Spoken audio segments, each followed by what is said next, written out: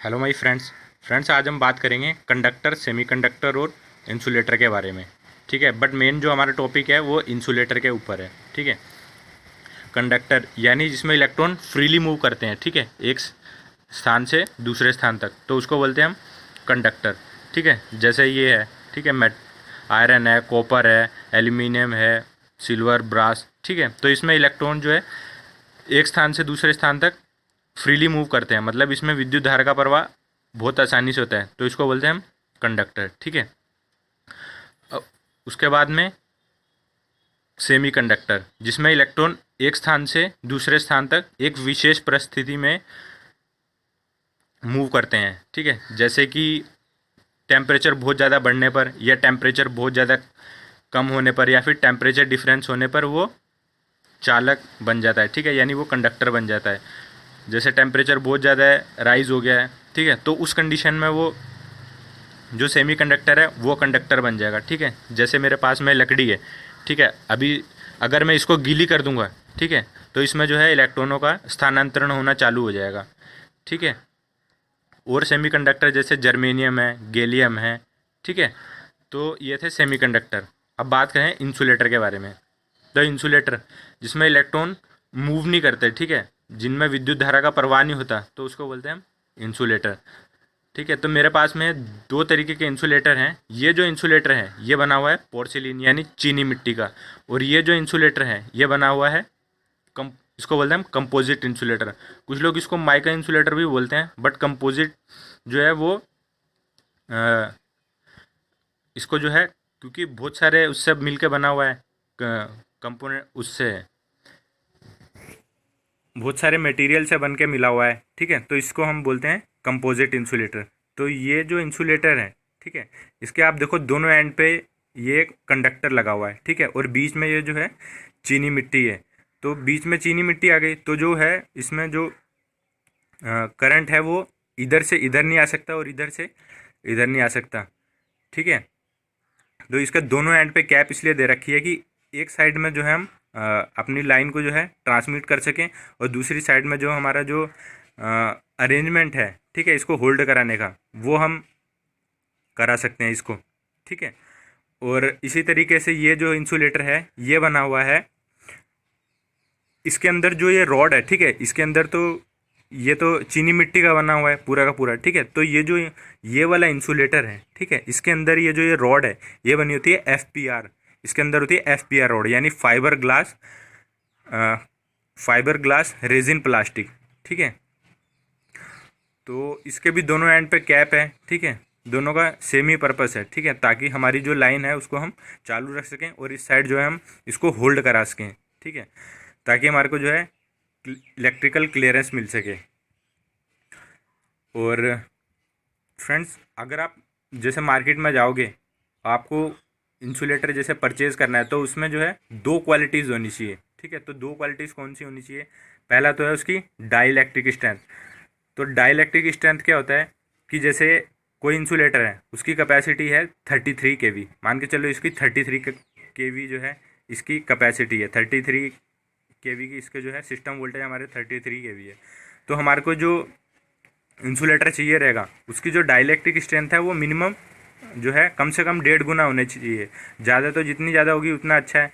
तो 33 इंटू 1.5 गुना उसका आप करोगे तो ठीक है, तो वो जो है 50 kV के आसपास हो जाएगा। तो मिनिमम जो है इसकी डाइलेक्ट्रिक स्ट्रेंथ 50 kV होनी चाहिए।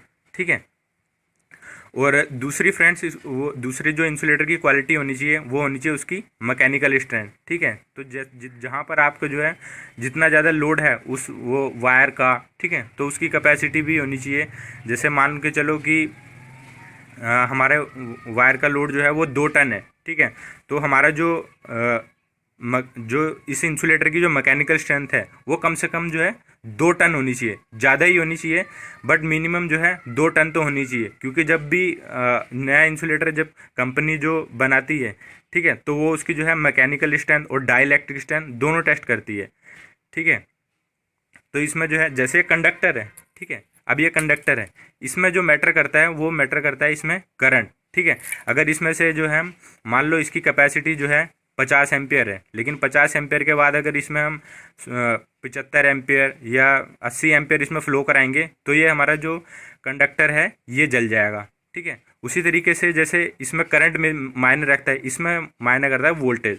ठीक है, तो जैसे मैंने पहले भी बताया कि जो है इसमें अगर जैसे डाइलेक्ट्रिक स्ट्रेंथ जो है इसकी मिनिमम 50 kV होनी चाहिए, तो 50 kV जब इसमें होगी तो 50 के मिनिमम जैसे 50 kV इसकी डाइलेक्ट्रिक स्ट्रेंथ होनी चाहिए। तो 50 kV से अबव जाता है तो क्या होगा, तो ये हमारा जो इंसुलेटर है ये फ्लैश होने लगेगा। फ्लैश होने का मतलब कि ये जो है पंचर हो जाएगा।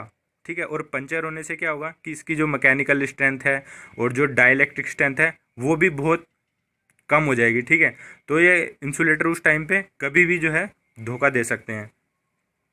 ठीक है, और एक बात और ध्यान रखना, जो हमारे ये इंसुलेटर हैं, ठीक है, इसकी मैं आपको बताता हूँ क्रीपेड डिस्टेंस जो फ्रेंड्स मापी जाती है। ठीक है, इंसुलेटर की लंबाई तो ये हो गई, तो क्रीपेड डिस्टेंस जो है इसके अंदर ये देखो आप, ये जैसे ये है। ठीक है, तो इसके अंदर ये जो मापी जाती है धागे से मापी जाती है इस तरीके से। इससे क्या है कि क्रीपेज बात बढ़ने से जो है हमारे को जो है क्लियरेंस ज़्यादा मिलता है। ठीक है, अब बात करते हैं टाइप्स ऑफ इंसुलेटर। ठीक है, कि कौन सा इंसुलेटर कहाँ पर हम यूज़ करते हैं। ग्लास भी एक मटेरियल है जिससे कि इंसुलेटर बनाया जाता है। ग्लास की भी रेजिस्टिविटी, डाइलेक्ट्रिक स्ट्रेंथ और मैकेनिकल स्ट्रेंथ तीनों बहुत अच्छे हैं।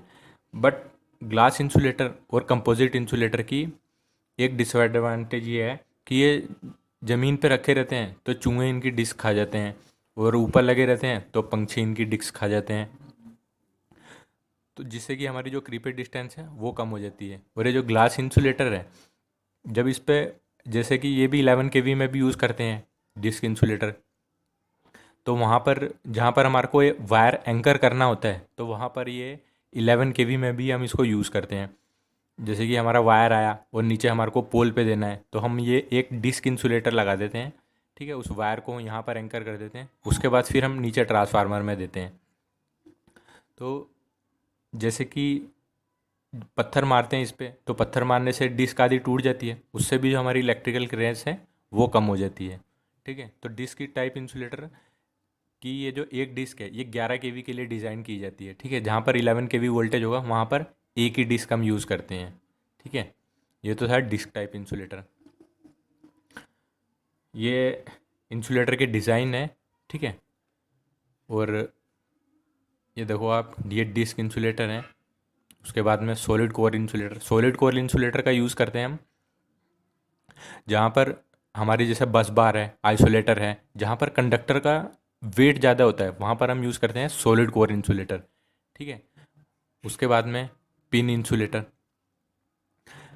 तो पिन इंसुलेटर जहाँ पर हमारा वायर जो बिल्कुल स्ट्रेट जाता है वहाँ पर हम यूज़ करते हैं पिन इंसुलेटर।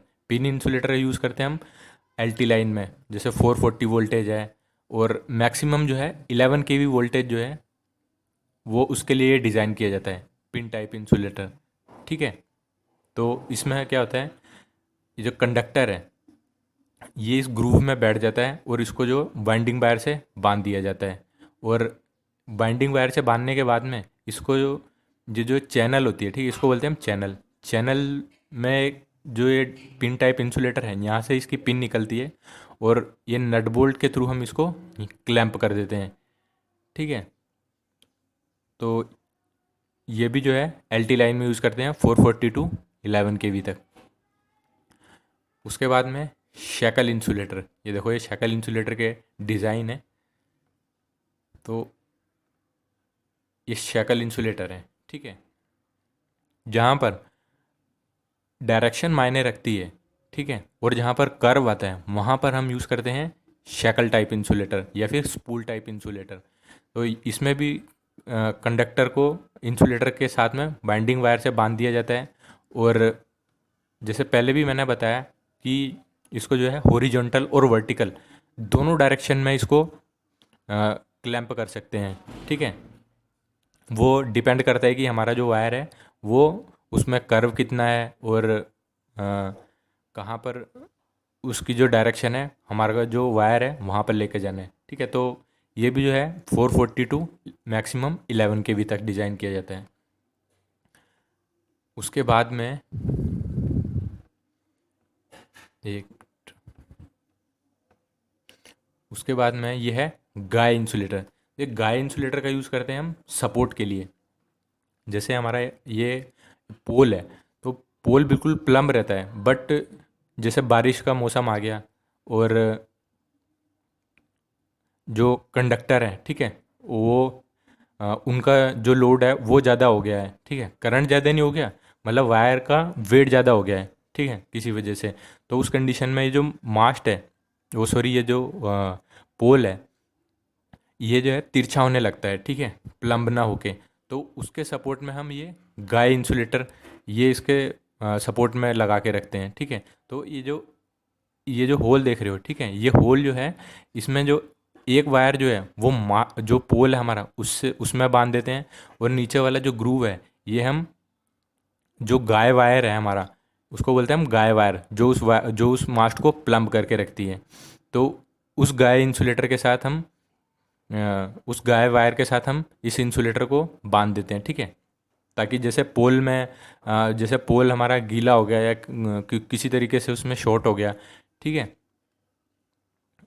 तो वहाँ पर हम इसको गाय इंसुलेटर को वहाँ पर यूज़ करते हैं, ठीक है। उसके बाद में आता है सस्पेंशन टाइप इंसुलेटर। तो जहाँ पर मीडियम वोल्टेज होते हैं 33 केवी टू 66 केवी, तो वहाँ पर हम यूज़ करते हैं suspension type insulator. Suspension type insulator जो है डिस्क टाइप इंसुलेटर का ही एक प्रारूप है। तो जो 11 केवी तक की डिस्क होती हैं उसको हम जब जैसे 33 केवी में यूज़ करना है तो 3 डिस्क लगा देंगे, और उसके बाद में हम हमारा जो कंडक्टर है वो हैंग करेंगे, और जैसे 66 केवी है तो 6 डिस्क इंसुलेटर लगा देंगे। तो जो डिस्क इंसुलेटर की जो सीरीज़ बनती है, ठीक है, उसको बोलते हैं हम सस्पेंशन, ठीक है। तो इसलिए हम इसको बोलते हैं सस्पेंशन टाइप इंसुलेटर, ठीक है। एक्चुअल में है वो डिस्क टाइप इंसुलेटर ही, ठीक है, और ये 33 टू 66 केवी तक। उसके बाद में ये भी जो है सस्पेंशन इंसुलेटर ही है। तो यहाँ पर आप देखो कि ग्लास इंसुलेटर यूज़ करा हुआ है, ठीक है। तो जहाँ पर हाइट ज़्यादा है वहाँ पर ग्लास और पोर्सिलिन दोनों इंसुलेटर हम यूज़ कर सकते हैं, क्योंकि इतनी ऊंचाई पर स्टोन पेल्टिंग नहीं होती है। यहाँ पर 19 डिस्क हैं, ठीक है, 19 डिस्क हैं, और एक डिस्क जो है 11 केवी के लिए डिज़ाइन की है, तो ये 209 किलो वोल्ट हो गए। बट ये जो हमारी लाइन है ये 220 किलो वोल्ट की है, ठीक है। तो ये जो वोल्टेज रेशियो है 11 के मल्टीपल में क्यों रहते हैं ये भी मैं आपको बता दूंगा। तो यहाँ पर क्योंकि मैकेनिकल स्ट्रेंथ भी ज़्यादा चाहिए, तो इसमें जो है डिस्क टू डिस्क कनेक्ट किया जाता है। उसके भी एडवांटेज होते हैं, ये मैं आपको बताऊंगा, ठीक है। तो ये जो डिस्क टू डिस्क कनेक्ट करते हैं, ठीक है, तो यहाँ पर भी इसको हम बोलते हैं सस्पेंशन इंसुलेटर, ठीक है। और यहाँ पर हमेशा जैसे डिस्क टाइप इंसुलेटर यूज़ करते हैं, ठीक है, जैसे 66 केवी से अबव जो है, ठीक है, वहाँ पर आप देख लो कि जितने भी हाई वोल्टेज लाइंस रहते हैं वहाँ पर हमेशा डिस्क टाइप इंसुलेटर यूज़ किए जाते हैं, ठीक है। तो दोबारा आपसे कोई पूछे तो आपको यही बोलना है कि 33 केवी से अबव जो कौन से इंसुलेटर यूज़ करते हैं, तो डिस्क टाइप इंसुलेटर यूज़ करते हैं, ठीक है। तो ये देखो आप जो है डिस्क में जैसे ये डिस्क इंसुलेटर है, तो डिस्क इंसुलेटर में ये ग्रूव रहता है, ठीक है, और यहाँ पर इसकी जो है एक पिन निकली होती है, ठीक है। तो ये इसमें इसके स्लॉट में बैठ जाता है डिस्क टू डिस्क, और उसमें जो है एक पिन डालते हैं जिससे कि वो बाहर ना निकले, ठीक है। तो ये देखो स्ट्रेन इंसुलेटर वही डिस्क टू डिस्क फंसा के बनाया गया है, और मेरे आने वाले वीडियोज़ में बात करेंगे हम ट्रांसमिशन लाइन पे ट्रांसमिशन पोल के बारे में, ठीक है। तो वहाँ पर आपके फंडे क्लियर हो जाएंगे। अब एडवांटेज देखो आप सस्पेंशन टाइप इंसुलेटर का क्या है, वही जो डिस्क टू डिस्क कनेक्ट किए गए हैं, ठीक है। For higher voltage these are cheaper than the pin insulator. तो पिन इंसुलेटर अगर हम एक ही लगा देंगे तो उसकी जो कॉस्ट है वो ज़्यादा पड़ जाएगी, ठीक है।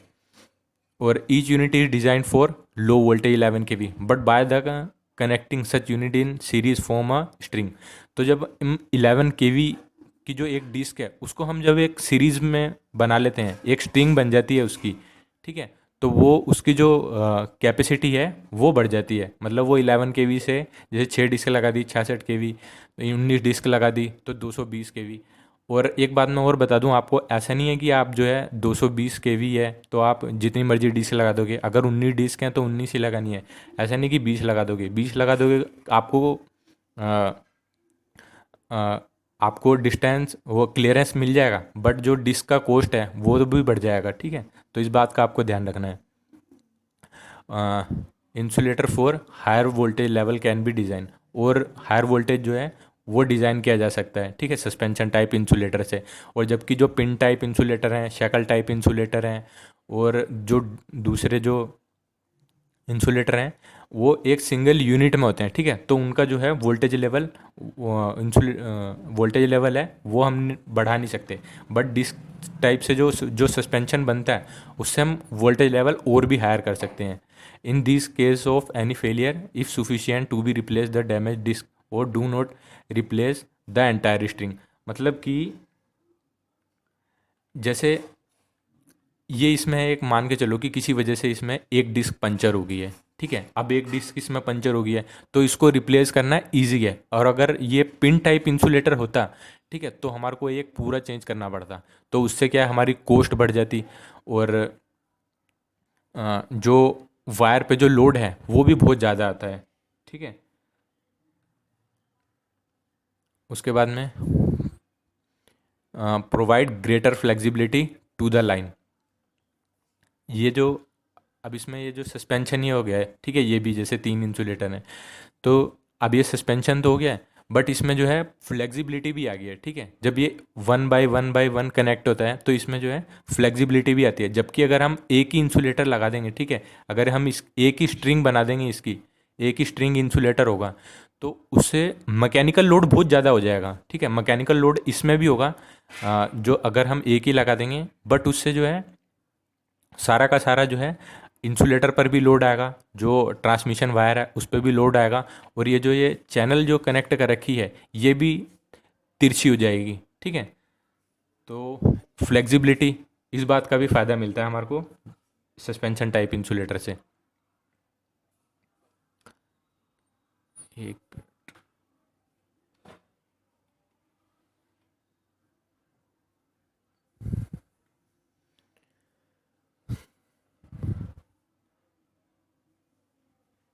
The line conductor are less affected by lightning because the conductor is lower than tower cross arm and the string acts। ठीक है, तो जब लाइटनिंग होती है, ठीक है, तो वो जैसे